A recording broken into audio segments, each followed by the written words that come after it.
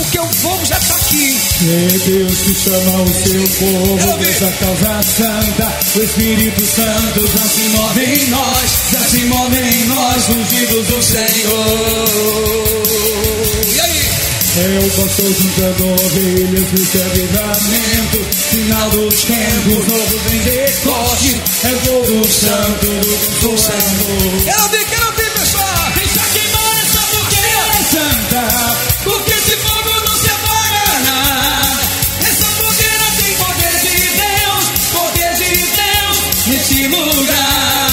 Deixa queimar essa fogueira santa, porque esse fogo não se apagará. Essa fogueira tem poder de Deus nesse lugar. A nossa arma é o sacrifício. Meu sacrifício é o poder de Deus. Ele vai na frente em toda a sua glória. Ele é a vitória, eu sou o vencedor. E aí? Agora sim, ó. E foi com sacrifício que Elias pôde abrir o céu. Fogo foi caindo com o poder do alto, acendendo o altar ungido do Senhor. Assim, ó. Deixa queimar essa fogueira santa, porque esse fogo não se apagará. Essa fogueira tem poder de Deus nesse lugar. Fogueira santa, aí em cima, se apagará. Essa fogueira tem poder de Deus nesse lugar. Vai lá, batendo um pau, com fé. É Deus que chama o seu povo pra essa causa santa. Espírito Santo já se move em nós, já se move em nós, ungidos do Senhor. Quem já pegou pode voltando pro lugar. Olha lá. Quem já tem pode voltar.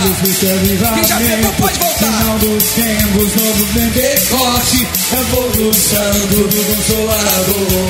E aí, assim, ó. Essa fogueira é santa, porque esse fogo não se apagará. Essa fogueira tem poder de Deus nesse lugar. Agora, essa fogueira é santa, porque esse fogo não se apagará. Essa fogueira tem poder de Deus nesse lugar. A nossa arma é o Meu sacrifício é o poder de Deus. Ele vai na frente em toda a sua glória. Ele é a vitória, eu sou o vencedor. E foi com sacrifício que Elias pôde abrir o céu. Fogo foi caindo com o poder do alto, acendendo o altar com o fogo do Senhor. Assim, ó.